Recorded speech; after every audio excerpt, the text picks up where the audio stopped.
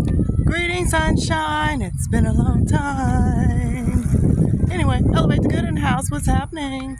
I'm coming to you live because I want to say hello and I miss my peeps. However, because I had plans of posting, making videos, and bringing back my podcast, but this spiritual path I've been on was like, this time is for you. So I heeded to my higher self and took care of myself, and I embarked on a Minding My Own Life Freedom Pilgrimage in August 2022, which I thought was just going to be for a few months, but then insights kept coming, and then I eventually ended up in stillness, isolation, solitude moment for a very long time, which was very much needed, and a lot of solo travel, a lot of beaching, because I got to hit the beach to center myself, because I'm a Pisces.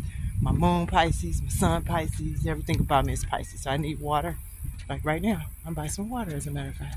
All that to say, in my travels, and not just during the pilgrimage, even before that, but however, during the pilgrimage, it kept coming up in my travels of how many women who have never solo traveled.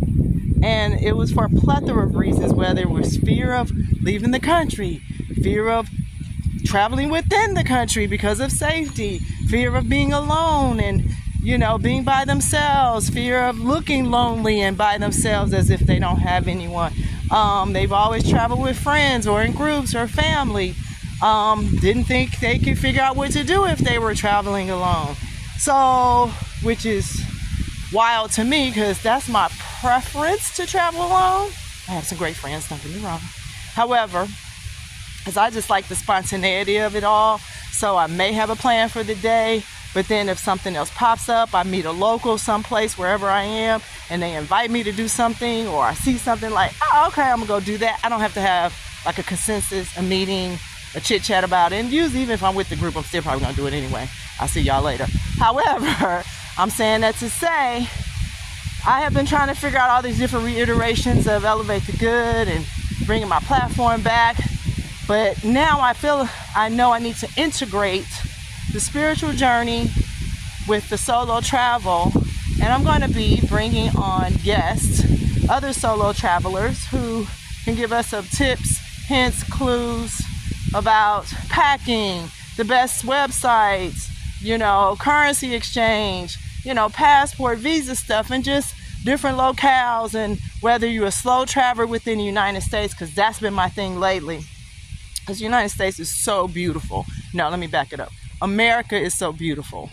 The land, we have so much going on here in this country, in nature and natural resources, that I've really been enjoying the slow travel. So not just abroad, plane, trains, automobiles, driving. I'm going to start doing like camper van kind of stuff just to do a different little lifestyle. But I'm saying that to say, just to be inspirational, if that's the thing, encouraging to help other folks get out there and just try it.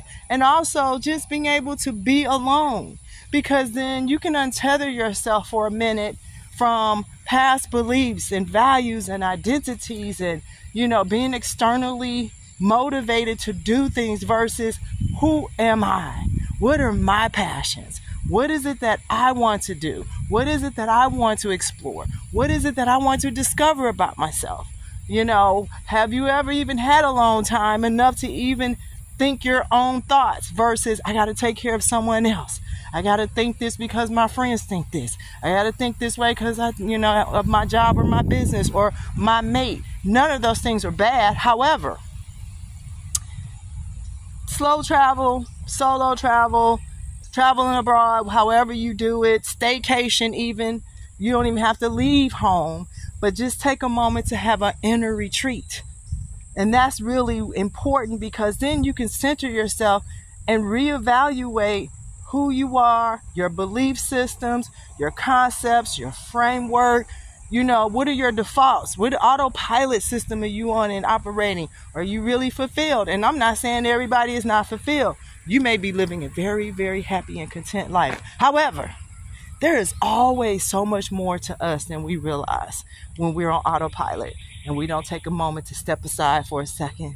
And then also how to be more caring and self-loving and gentle and softer and patient and compassionate and self-accepting, and then also embracing your divinity as a human.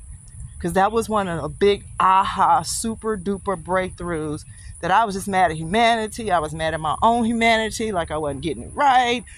And it was like, no, my soul chose this experience. So I can see how fabulous I am. Me and soul, all of us, higher self, are the same thing. So I had to really learn how to embrace humanity, stop judging, criticizing, being mad at it, because everything is happening on the spectrum, good, bad, right, wrong, indifferent, everything in between. But to now do it without judgment and criticism and stay neutral and be compassionate and loving and peaceful about it. And I wasn't doing that for myself, which means I was not projecting that outwardly. And I had to do a 180. And now I'm on the 180 North Node kind of mission where I can do that for myself. And now I create a different energy field around me because I can project what's inside of me, which we always do because we create our own reality with our thoughts and beliefs and vibration and frequency and, you know, how we present ourselves to the world, right?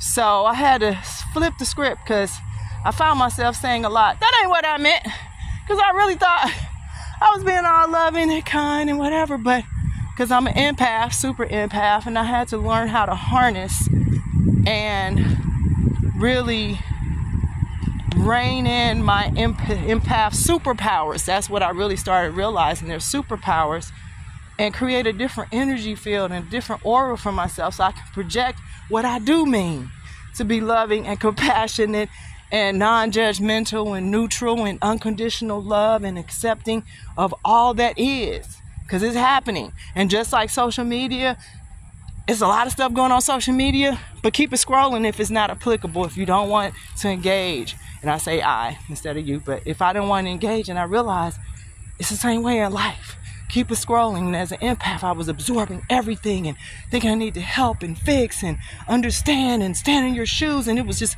sucking me dry, and I sacrificed myself. So I was just like not liking myself, and then realizing as an empath, you absorb other people's emotions and feelings, start believing and thinking that stuff is you, and it's not even them, it's not even our identity, it's just experiences and emotions. So saying a lot to say, going on an inner retreat, solo traveling, spending time alone, staycation, however you want to do it, is a great time to really come home to yourself. And I had to come home to myself because I know why I was put on this earth, and I wasn't doing it the way I wanted to do it, and I was mad because I wasn't able to be all loving and kind and free and whatever, because, you know, unfortunately, a lot of times that's looked down upon. It looks like it's a weakness. And I don't care no more. I can't do it like that. I tried it the other way. I don't want to do that, you know. So I'm saying that to say I am going to be having guests, other females mostly, especially 50 and up, because we're a special little, you know, age. We're that special, you know, demographic, 50 plus, solo traveling, because there's a lot of us out here doing the thing. And just to share their journeys, share their insights, share their travel tips, share, again, like I said, their locales and the fabulous things, you know, that they're discovering about themselves and about the world and other cultures. And even with me, I love photography, but I even got to the point I stopped taking pictures and videos so I can be present and in the moment and soak it in for myself. And not necessarily to post or say, hey, look what I saw. Not out of egotistical reasons, but I just wanted to be firsthand experiencing, because that's really what it was about. So I have a lot of travel stuff, but I didn't document it with pictures and photos. And I know a lot of times we like to think we're inspiring one another, but people have to go into their own, you know, higher self, their own intuition, and they're going to be guided. Everybody has their own inner being, and I had to start respecting that too. It's nice to share, but we don't have to put everything, I don't have to put everything out there like that, right? But I have been getting requests personally about solo travel, so I figured I'd put it on the platform. That way it's more readily available, whatever. And I'm going to have a couple of people on there who actually express their fears or doubts or hesitation about solo travel, because I know there are other people out there that are like that, and that way you can relate to them. And then I'm not trying to change who you are, but maybe just give you a different perspective on it. Really is not that bad, especially if you live in the United States and you're talking about you're scared to travel abroad. I'm gonna tell you, there's some places in the United States I don't want to travel to. So it's really, you gotta not buy into the TV version of, United States corporation version of what's happening in other countries, because most of the time it's not true. So I'm saying that to say, tune in, elevate the good. I put one episode up with Kottavei. She was the first of my relaunch episode, so go check that out. And she is now in Spain, but since then she's been to Denmark and Finland. So I'm gonna be bringing Kottavei back so we can talk about her new adventures and excursions and whatnot. And I'm gonna be bringing on some other fabulous ladies, and eventually I will be documenting my travels, because I'm gonna be doing some slow traveling on Amtrak and across the country, taking in all this good nature and stuff. So I'm saying that to say thank you for tuning in. Come back, subscribe, like, comment, get notifications, all that good stuff. Spread the word, share, and let's just have a good time. I want to get back to life and carefree and joy and my divinity of just peace and just creating a love energy field. So when people around me as an empath, they're feeling the positivity. And it all came from my inner retreat, solo travel. Like I said, I've been doing it for years, but however, this was more conscious, intentional about my journeys. And then eventually my spirit was like, shut it down, because I was supposed to be still, and I was going someplace like every couple of weeks for like 6-7 months. And it was like, finally, it was like, we're gonna take everything away where you gotta be still. So it was all for the good though. So needless to say, know that I love you.